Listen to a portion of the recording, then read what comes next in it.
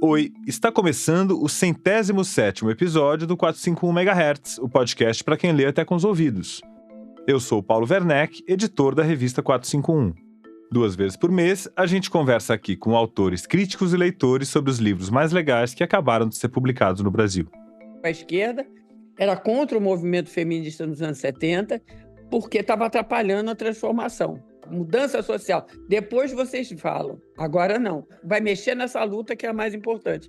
Então a esquerda ser contra o feminismo é uma piada, né? Mas era. Talvez seja um pouco até hoje.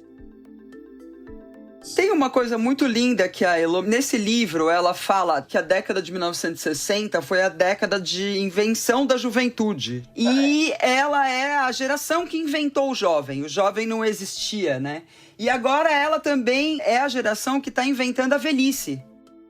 Bom, a gente acabou de ouvir a voz da Heloísa Teixeira e da Adriana Ferreira Silva, que são as nossas convidadas do episódio de hoje. Eu ainda vou falar mais sobre elas, mas antes eu preciso te avisar que esse episódio do 451 MHz é realizado com o apoio da Lei de Incentivo à Cultura e da editora Companhia das Letras. 11 de dezembro. Ao reler o que escrevi ontem, acabo me perguntando se não comecei a mudar de índole a partir do dia em que meu marido, de brincadeira, passou a me chamar de mamãe. Esse trechinho que você ouviu agora é do audiobook do Caderno Proibido, livro escrito pela italiana Alba de Céspides e narrado por Maiara Constantino. O grupo Companhia das Letras tem em seu catálogo mais de 250 audiobooks para diferentes gostos e que estão disponíveis nas plataformas Audible, Google Play, Esquilo e Kobo. Bom, quem é ouvinte velho de guerra aqui do 451 MHz já conhece essas duas vozes. A Adriana Ferreira Silva já esteve aqui algumas vezes para me ajudar a entrevistar grandes autoras e autores brasileiros. Já a Heloísa Teixeira também esteve aqui lá no comecinho do 451 MHz e eu quero saber se você consegue adivinhar e se lembrar do programa do qual ela participou. Porque naquela época, a Heloísa, ela não assinava com esse nome, Heloísa Teixeira. Ela era muito conhecida no meio intelectual como Heloísa Buarque de Holanda. E essa transição de identidade, vamos chamar assim, aconteceu recentemente, já depois dos 80 anos de idade. A Heloísa está a mil, sempre pesquisando, farejando e escrevendo sobre cultura brasileira de hoje e de ontem também. Boa parte da pesquisa dela é voltada para a efervescência cultural que surgiu ali no final dos anos 60 e nos anos 70 como forma de resistência à repressão que existia naquela época, que era uma das mais sombrias da história brasileira, a ditadura militar, que começou com o golpe de 1º de abril de 1964. O golpe está fazendo agora 60 anos e por isso a gente está publicando esse episódio e também uma edição especial impressa da 451 que traz a história da ditadura vista pelas mulheres. Sobre esse tema, a Heloísa está lançando agora pela Bazar do Tempo Rebeldes e Marginais, Cultura nos Anos de Chumbo 1960-1970. Então, para conversar com a Heloísa, a gente convidou a grande Adriana Ferreira Silva. Além de conversar aqui no podcast, ela também entrevistou, mas sem mim, a Heloísa lá para a edição de março da 451. Então você pode conferir no nosso site ou então na edição impressa. Então eu já aproveito aqui para fazer o merchan. Se você fizer agora mesmo uma assinatura da 451, você ainda recebe a edição especial de março, que é sobre os 60 anos do golpe militar, visto pelas mulheres. Então vamos lá para a conversa com a Heloísa Teixeira e a Adriana Ferreira Silva.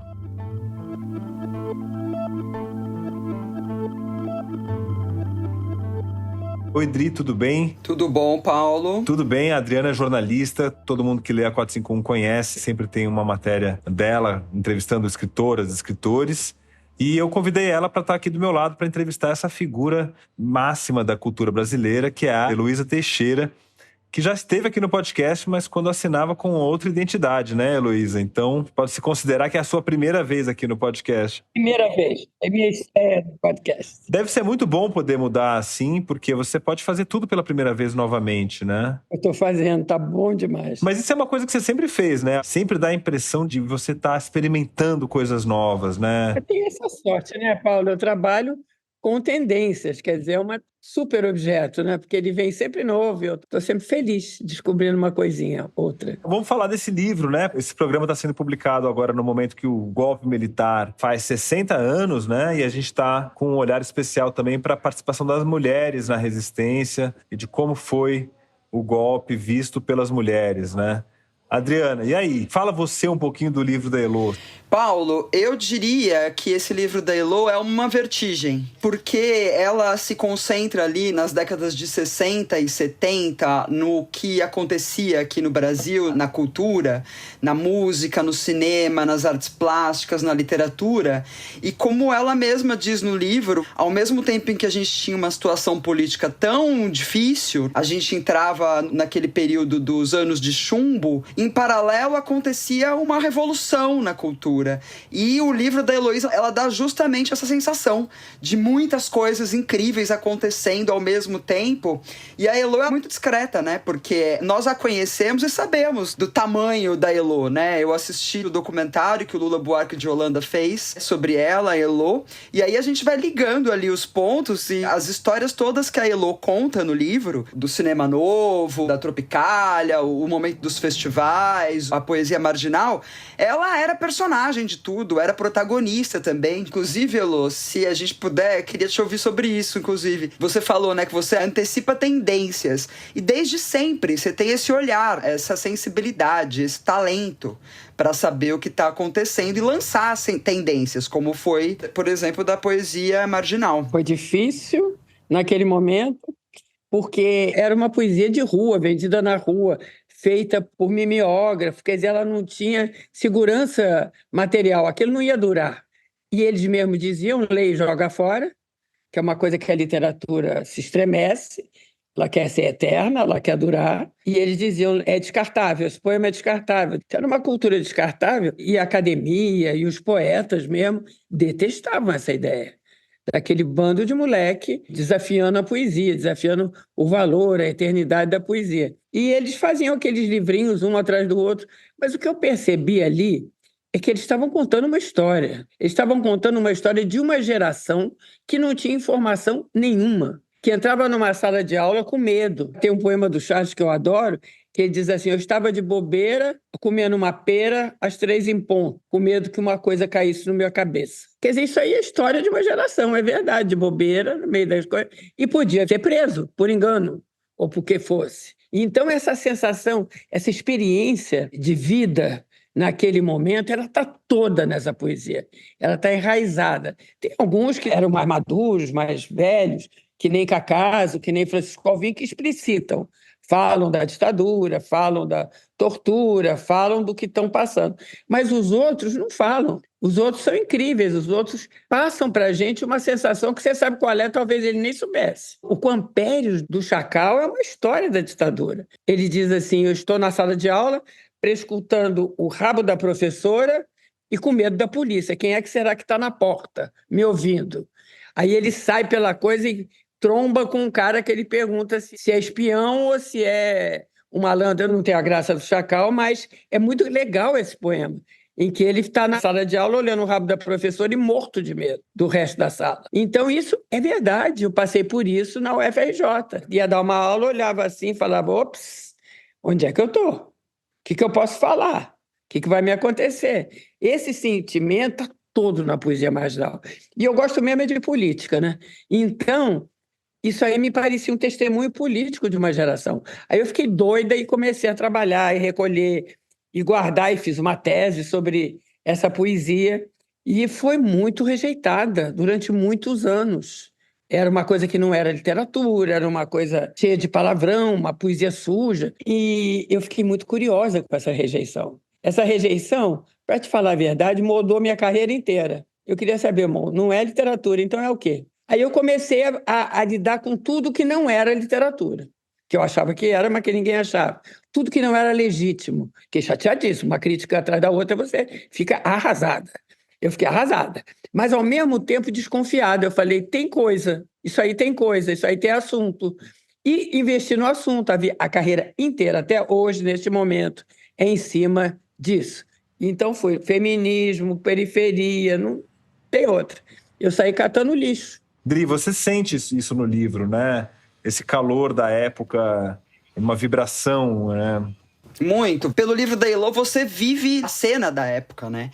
Ela conta a história de uma maneira que você se sente ali no meio do pessoal do cinema novo. Ou então você se sente assistindo o show do Gil e do Caetano. Ou então na cena das artes plásticas vendo a performance do Oiticica. É muito interessante. E tem uma outra coisa muito bacana, Paulo, que a Elo, além de ser personagem protagonista, a casa da Elo era um pouco o cenário de muitos desses lugares, né? Ela conta umas histórias muito boas no livro, Elo.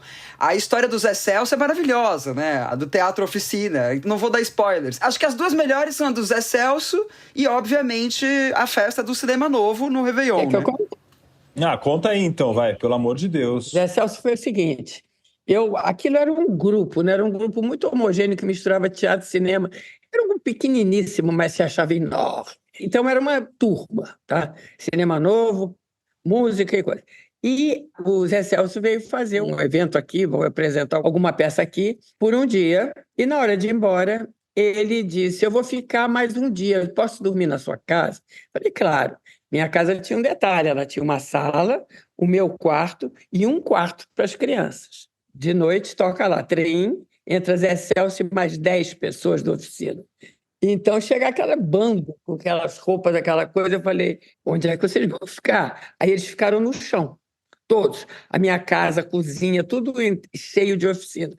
Isso durou 15 dias. E eu enlouquecida, com criança pequena, colégio, sem saber como é que eu afastava. Muita droga rolando, e eu escondendo as crianças para um lado, foi um espanto. E foi muito difícil, tive a ajuda do Cacaso para botar o Zé Celso para fora. Mas foi um episódio terrível. A minha casa tinha isso, ela era um pouco a central desses eventos. O Cinema Novo também. O Cinema Novo era uma convivência quase diária. E eu me meti a fazer cinema também, até já contei, fiz 4 documentários, mas o Cinema Novo era totalmente impenetrável. Era um clube do Bolinha que ninguém entrava. Mulher só entrava como Danusa, né? Uma grega que não abre a boca em bacanais.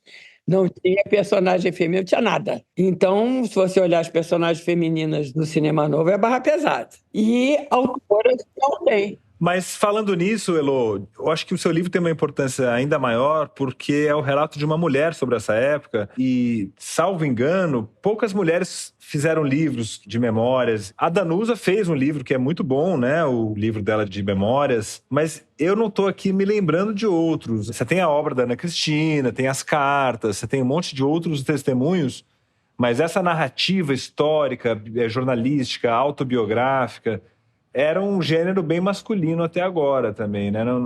Era muito masculino. Por eu ser mulher, contando a história daquela época, você vai ver a ausência de mulheres e a ausência de eu também com um olhar mais feminista. Não tem. Eu estou ali vendo aquele monte de homem fazendo tudo, recusando as mulheres, e não estou percebendo isso. Isso é muito interessante. Eu tive que fazer um livro agora, chamado Feminista Eu, onde eu conto essa história toda de novo, mostrando que o Cinema Novo era no Clube do Bolinha, que MPB não deixava a mulher compor. É uma coisa impressionante. Eu fiz essa visita ao avesso e publiquei Feminista Eu, e você vê um outro cenário. É um outro cenário, é a mesma década, 60, 70, mas vista por um olhar feminista, que não tem nesse. Esse daí é eu como eu era, eu achava tudo bom. Eu não conseguia perceber que a gente não era aceita mesmo, que a gente era recusado mesmo, que ali era só o papel da musa. E olhe lá. A Helena Inês, por exemplo, que é um ícone dessa época, ela era mentora, ela domesticou o Glauber Rocha nas filmagens, ela estava sempre lá. Quer dizer, ela tinha uma influência de diretora com esses dois, e é vista como uma musa. Não é verdade. O papel da Helena é fundamental, protagonista, que eu só fui botar agora nesse outro livro, porque para mim a Helena Inês era isso mesmo, a mulher de todos. E pronto. Quer dizer, eu não podia ver. Então, você vê como aquele momento ele ainda era muito uniforme, muito totalitário. Não tinha nada que quebrasse ele. Ele era totalmente encapsulado num conservadorismo grande, que não era percebido numa revolução forte. que era revolução de costumes, revolução de coisas, mas ninguém percebia. Questão de gênero, raça, essas coisas, passava batido. Você vê a força desse paradigma machista e racista. Não me deixou ver, nem a mim, nem a torcida do Flamengo. Naquela hora você não via isso.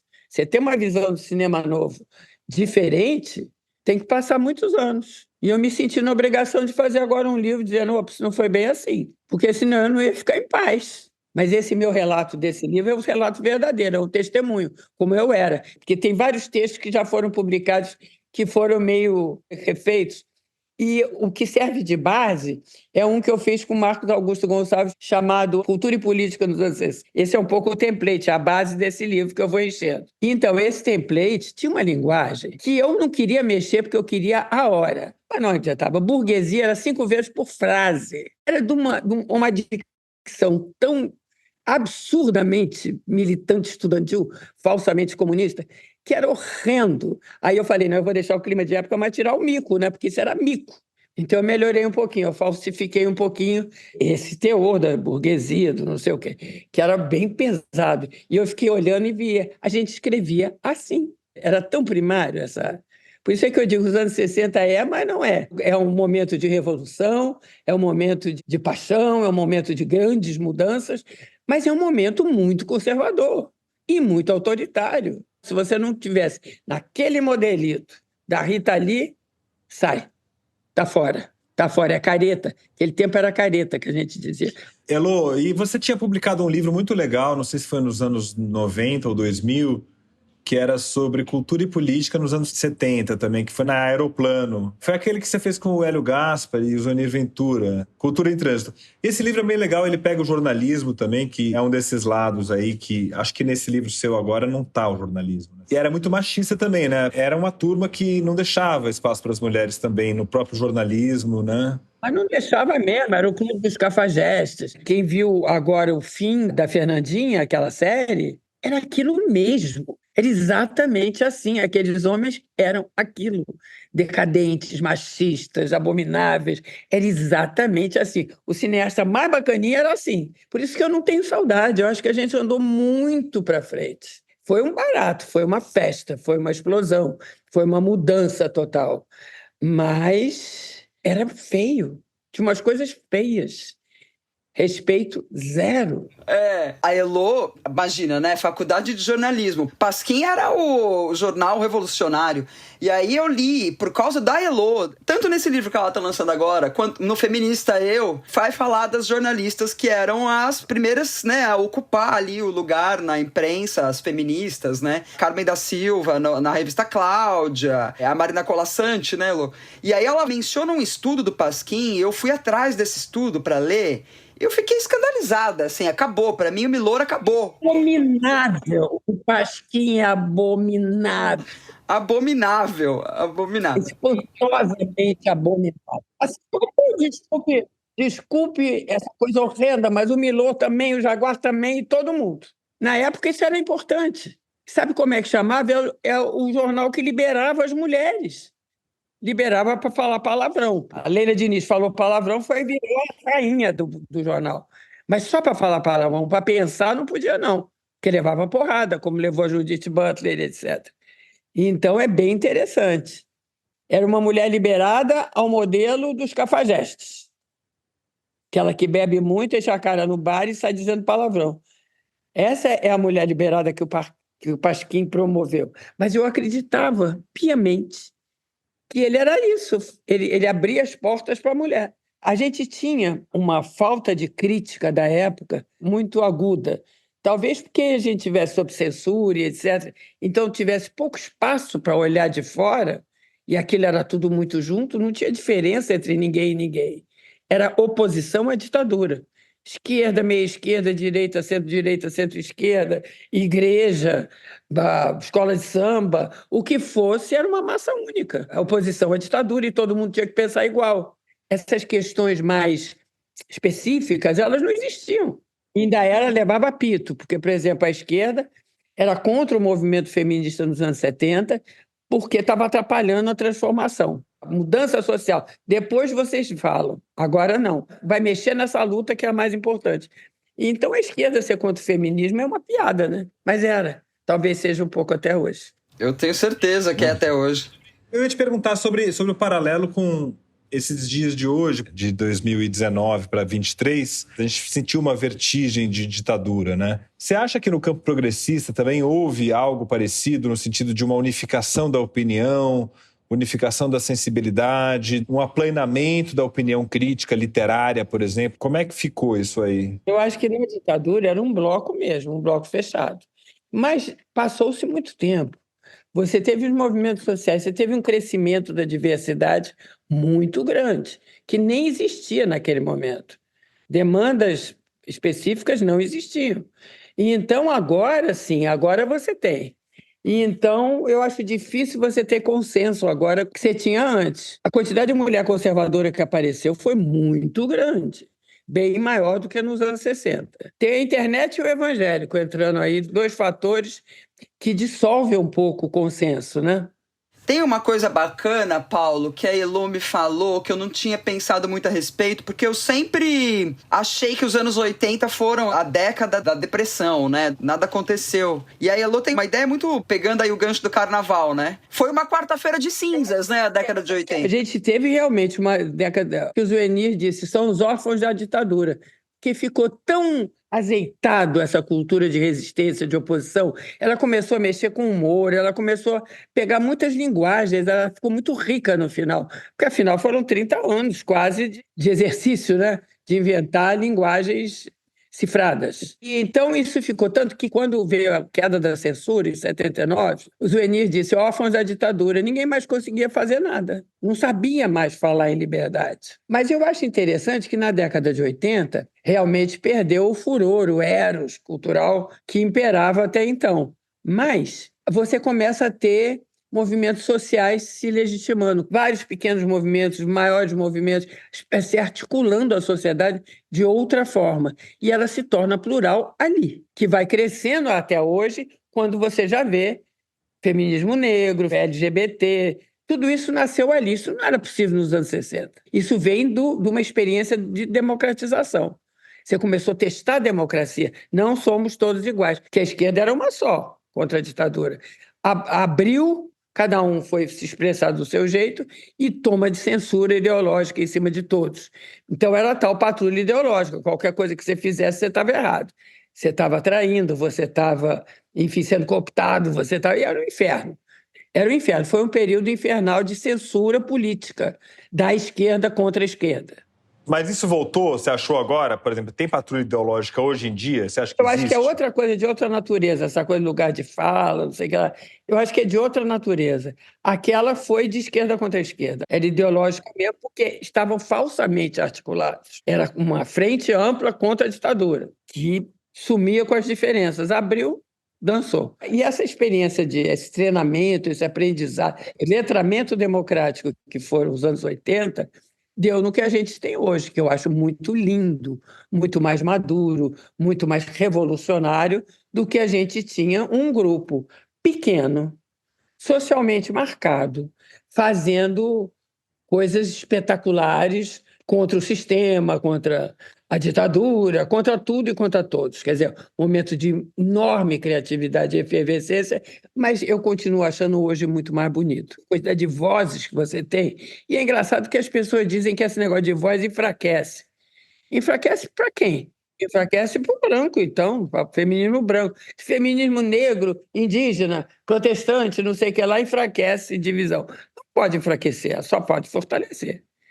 Eu acho sensacional esse monte de gente tomando a palavra e dizendo aqui vem. Eu acho difícil hoje você juntar os interesses todos numa bandeira só.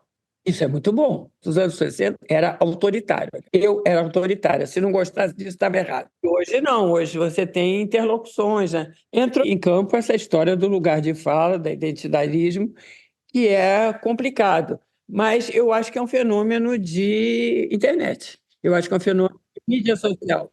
Como assim complicado? Porque é um fenômeno também que é muito fundamentado em livros, em estudos. Pois é, eu estou fazendo um livro sobre isso. Eu estou estudando vários textos sobre identitarismo. Eu comecei animadíssima, e depois você vai vendo que o problema não existe muito, porque tem muita razão.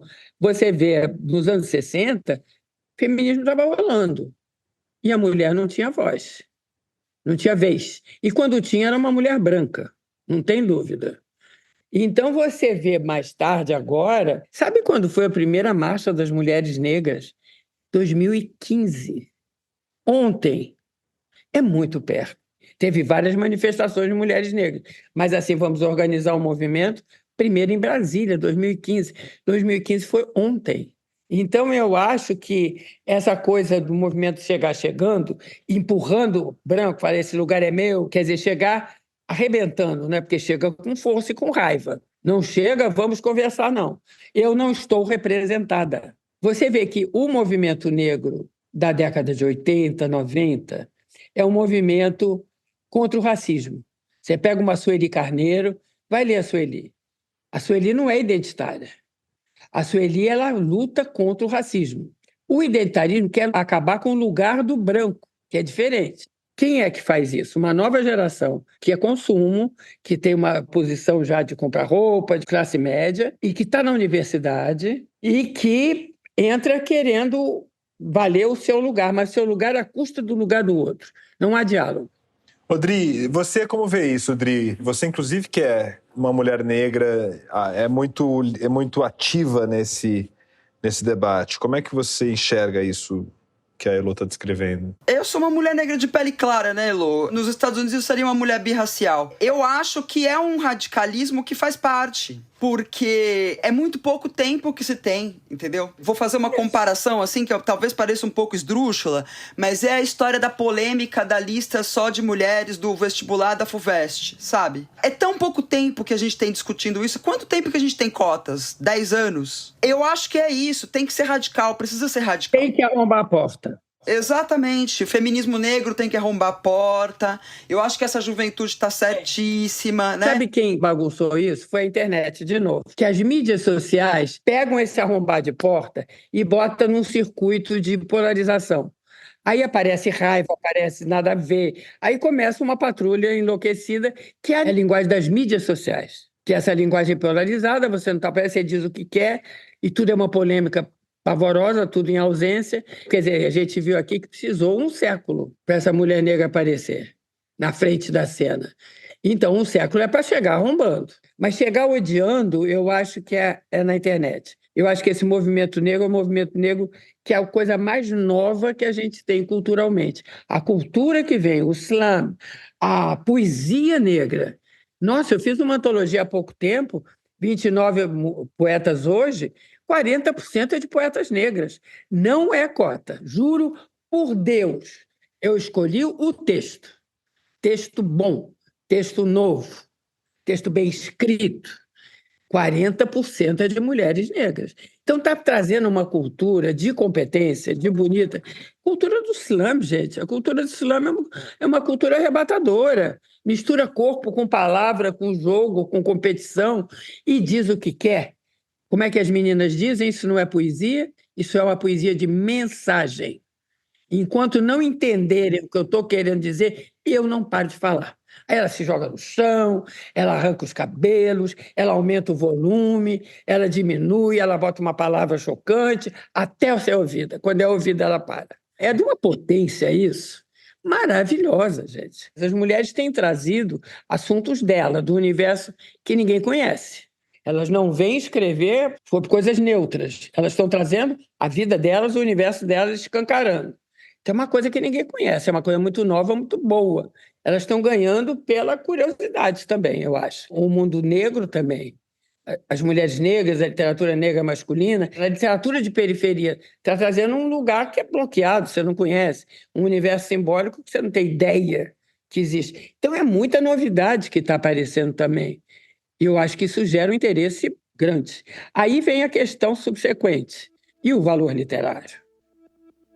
Aí começa para a academia começa a ficar complicado. Porque o critério de valor literário não contempla essas linguagens novas. Nem até da literatura de mulher é complicado. Mas para a literatura indígena, para a literatura trans, para a literatura negra, é outro critério estético.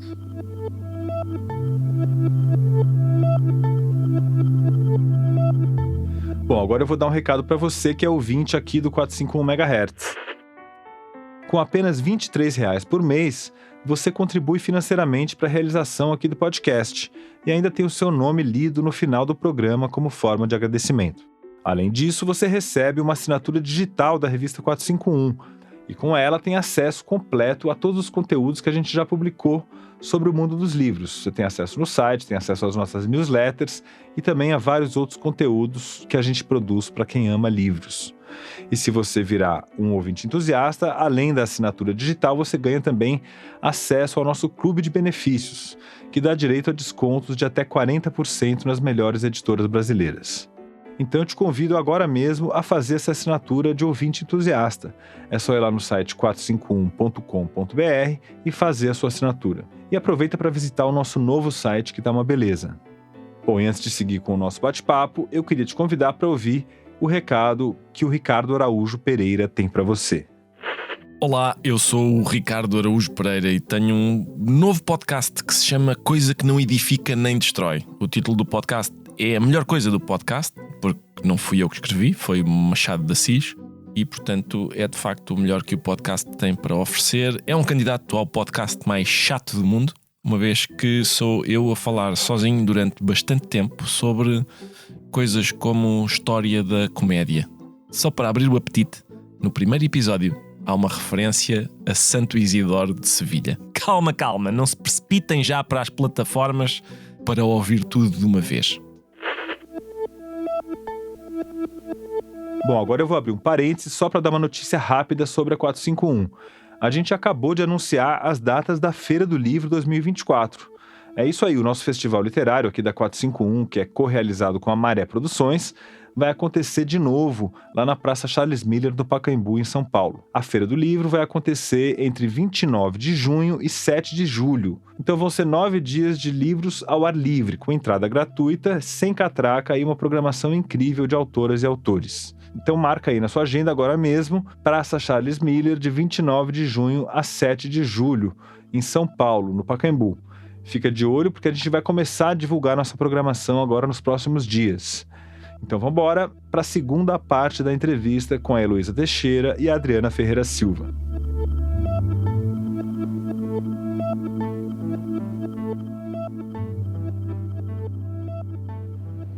E na sala de aula, Elo, como é que você sente esse clima na sala de aula? Porque você, como uma professora de literatura, viveu também essa transformação por parte dos alunos, né? Como é que você enxerga essa tendência cultural curiosa dos nossos tempos, em que muitos professores estão desconcertados, não conseguem mais dar um curso que davam antigamente porque os alunos não querem ler determinados autores, né? Eu não dou mais aula há 15 anos. Eu dou aula para a periferia, para a Universidade das Quebradas. Daí eu dou mesmo. E esses alunos não são os mesmos da universidade. E eles vêm com o mesmo papo. Mas eu imponho ao outro. Esse ano vai ser só Machado de Assis. A questão racial do Machado de Assis. E vai ser quente. E eu vou dar dentro da Academia Brasileira de Letras esse curso. Para ficar mais picante. Né? Na casa do Machado de Assis. Questão racial no Machado de Assis. Eu peguei, por exemplo, eu mandei eles lerem a Luiz de Azevedo. Vamos ler o... que está na moda aí, Giovanni Martins. Não, senhor, vamos ler a Luiz de Azevedo, que ele vai falar de Cortiço. Vamos ver Cortiço. Como é que o branco pensa Cortiço. Aí vai tudo. Até Alencar fica fascinante. Vamos ver o índio. Fica fascinante. Porque aí são as questões que você leva para essas pessoas e eles sossegam e eles têm acesso à norma culta. Porque tem uma coisa, a gente deu um curso lá na Quebrada sobre o erro. Porque também tem isso. Você escreve errado e quer que continue errado. Você não pode mexer. Aí a gente fez um debate gigantesco sobre o erro.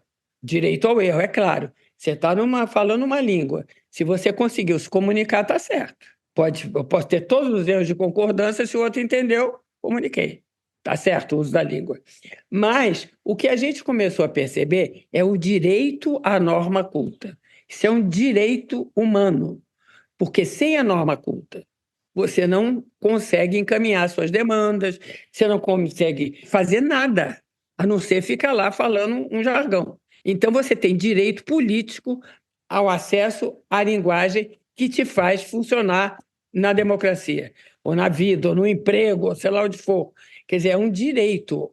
A literatura nobre é um direito, mesmo que não seja aquilo que você queira fluir, mas é um direito você ter acessar, porque é uma moeda importante. Esse ano do erro, Paulo, foi tão bonito, educadora, né, do Paulo Freire, mas foi uma coisa...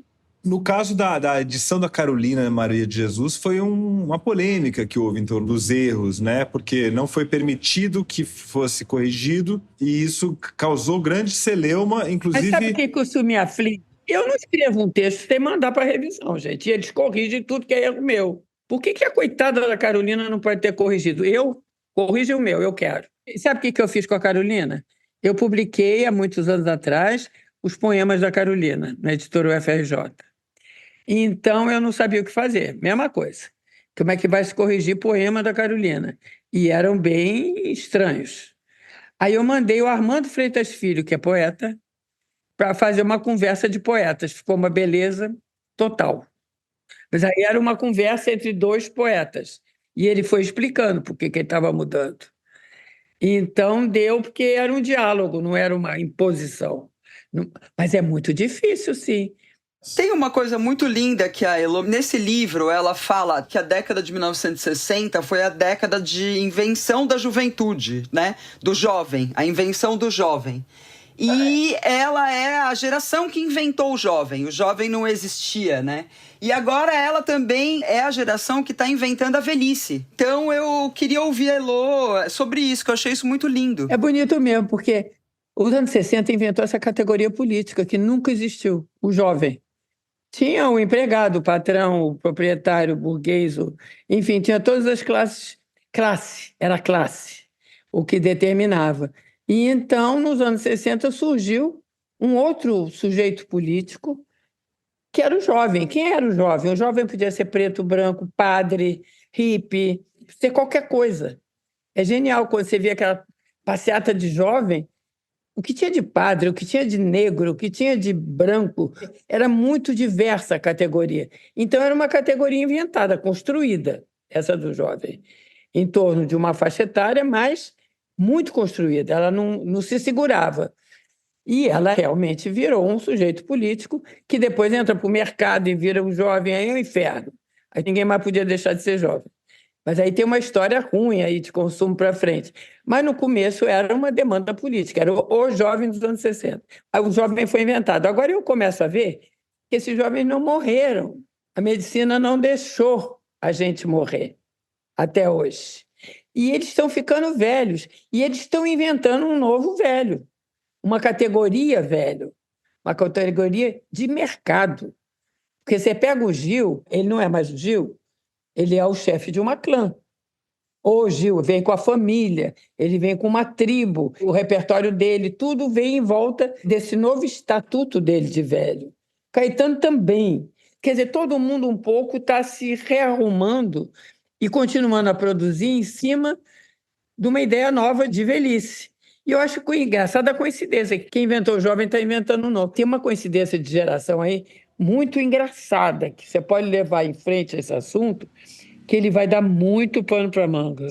Eu já ouvi um amigo uma vez dizendo que os baby boomers não estariam deixando espaço para as novas gerações, ocuparam tudo. A geração 68 fez de tudo e não larga o osso. Você acha que é verdade essa crítica que se faz? Talvez. Porque você pensa bem, desde 60 que está reinando. Mas eu acho que foi uma experiência, Paulo.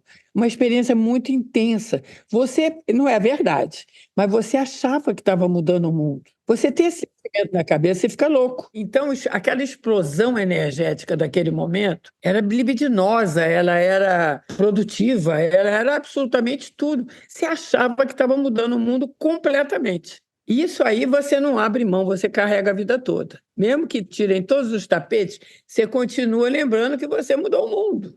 Mudou, mas não sei se completamente, mas mudou, né? Então eu espero que você não largue o osso tão cedo também, então, hein, Elô? Vamos esperar mais livros. Não, mas ninguém está largando.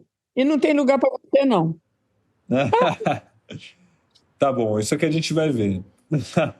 Tô brincando. Não, mas eu acho interessante isso. Eles continuam trabalhando. Cada um que aparece e mostra o que está fazendo e o que está pensando e o que vai fazer, porque futuro não existe para essas pessoas, né? Vão morrer, obviamente, depois da manhã. Mas isso não entra em cena, não está na agenda. Então é muito interessante. Adriana, vamos encerrar com você então. E você, como é que você acha que está agora essa sensação de obsolescência que eu que tenho 46 anos, já sinto que não sei das novidades, eu não domino as linguagens de redes sociais novas. A obsolescência se acelerou, me dá a impressão, né? É muito rápido, né, a sensação de obsolescência. Dri, você tem sentido isso? Você, como jornalista, por exemplo, jornalista é obrigado a saber tendências, novidades, a gente tem que estar com essa antena sempre ligada. De repente, a gente já não sabe direito o que é a música, ou a literatura, ou a cultura do momento.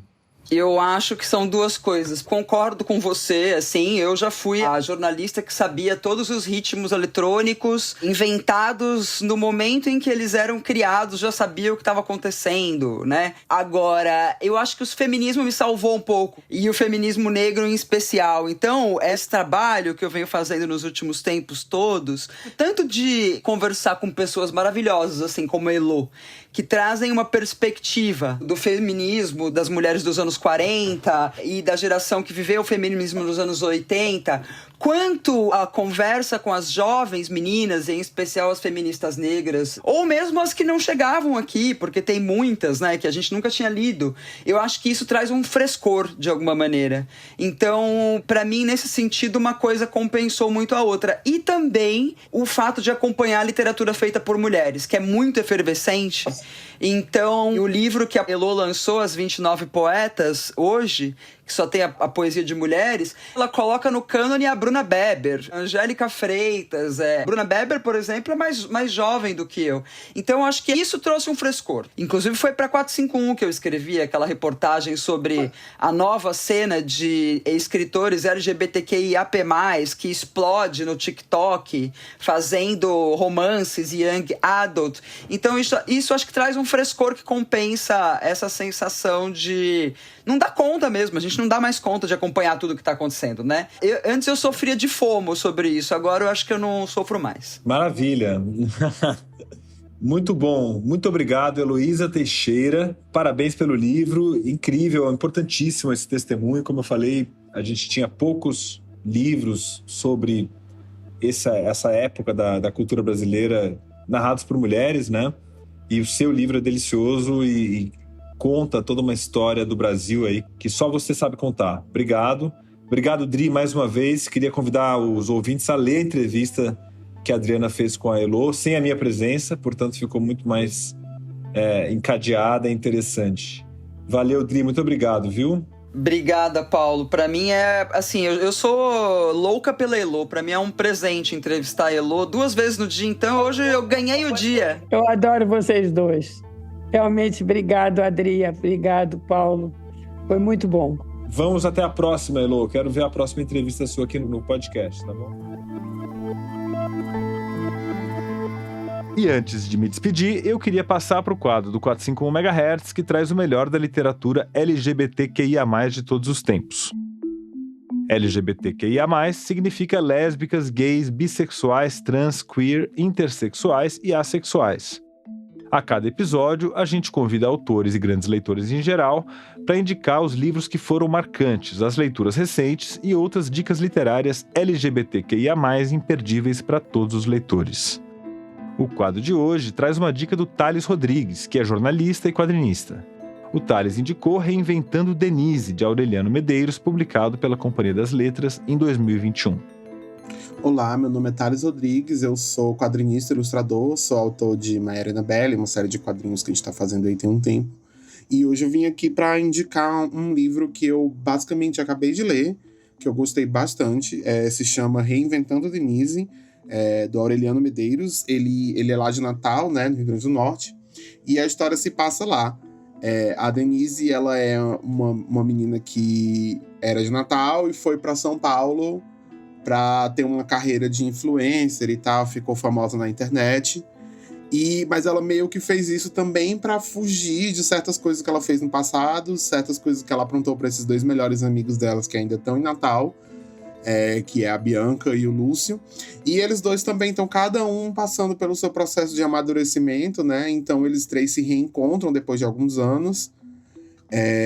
E aí eles vão, um ou outro, conversar e refletir sobre tudo que aconteceu. E é um livro que você começa lendo achando que vai ser uma coisa mais simples, uma historinha talvez de romance ou coisa assim. E esses elementos estão lá, mas eu fiquei pensando muito nessa história. Eu não vou conseguir parar de pensar nela tão cedo. E, além de tudo, é um livro muito bonito. Tem ilustrações do Aureliano também, que ele é um super ilustrador também. Então, o projeto gráfico do livro é muito legal também, então vale muito a pena. É um livro lindo, tanto fisicamente quanto o que está escrito nele. Então essa foi a dica do Thales Rodrigues, Reinventando Denise, de Aureliano Medeiros, publicado pela Companhia das Letras em 2021. É isso aí, e antes de encerrar, eu queria te pedir para aproveitar que está aí com o seu celular por perto e fazer agora mesmo uma avaliação desse episódio e também do podcast. No Spotify, no Apple Podcasts, por exemplo, você pode dar 5 estrelas aqui para o nosso programa. É só clicar ali no ícone que tem as 5 estrelinhas e atribuir a sua avaliação. Você também pode indicar agora mesmo o 451 MHz para outras pessoas. É só clicar ali no botão quadradinho de compartilhamento e enviar por Zap para as pessoas com quem você gosta de discutir temas literários. Assim, você ajuda o nosso conteúdo a chegar aos novos amantes da literatura. E antes de dar tchau, eu queria agradecer aos nossos ouvintes entusiastas que colaboram financeiramente para a realização do podcast com R$ 23 por mês. Então, muito obrigado a Denise Abdala, Renata Campos Salles Moraes Abreu, Marcos Apóstolo, Vanessa Lopes Baldin, Fernanda Calef Barbeta, Maria Paula Barbosa, Leila Barreto, Thiago Barreto, Maria Bertrand, Carmen Manuel Almeida Biscardi, Samuel Valim Bolonha, Cristiane Boulos, Célio Braga, Flávia Solero Campos, José Osmar Azevedo Carneiro, Tereza Bunte de Carvalho, Luciano Carvalho, Murilo Carvalho, Diogo Perrone Carvalho, Poliana Preto Miranda Catrim, Paulo Roberto Alves Moreira da Conceição, Pedro Cogo, Rodrigo dos Santos Crepaldi, Eduardo Cruz, Aline Maria Drummond, Mário Rique Fernandes, Paula Fontana Fonseca, Márcia Cristina Fragas, Luísa Franco, Érica Jorgino, Maria Filomena Gregório, Lúcia Guimarães, Kellen Gutierrez, Bruno Pinheiro Ivan, Fábio Calvão, Vivian Lembo, Leila Lima, Diane Maia, Jaime Mendes, Lenívia Mendes, Valéria Midena, Luiz Antônio Timóteo Nicoliello, Rosângela Aparecida Dantas de Oliveira, Luísa Plastino, Diana Radomisler, Elisa von Handel, Vitor Ribeiro, Leni Manzatti Rodrigues, Maria do Carmo de Almeida Sampaio, Camila Sardenberg, Gustavo Senechal, Alexandre Luiz Pereira da Silva, Flávia Cristina Aparecida Silva, Maria de Lourdes Marcial Silva, Maria Rosalina Silva, Vitor Hugo Siqueira, Guilherme Sorgini, Ana Maria Pedrosa Safreiro de Souza, Adriana Teixeira, Cíntia Vasconcelos, André Viana, Alexandre Vidal Porto e Marisa Werneck. Muito obrigado a todos os nossos ouvintes entusiastas. É isso aí. Chegamos ao final do 107º episódio do 451 MHz. O nosso próximo programa vai ao ar no dia 22 de março. O 451 MHz é uma produção da Rádio Novelo e da Associação 451. E eu sou o Paulo Werneck.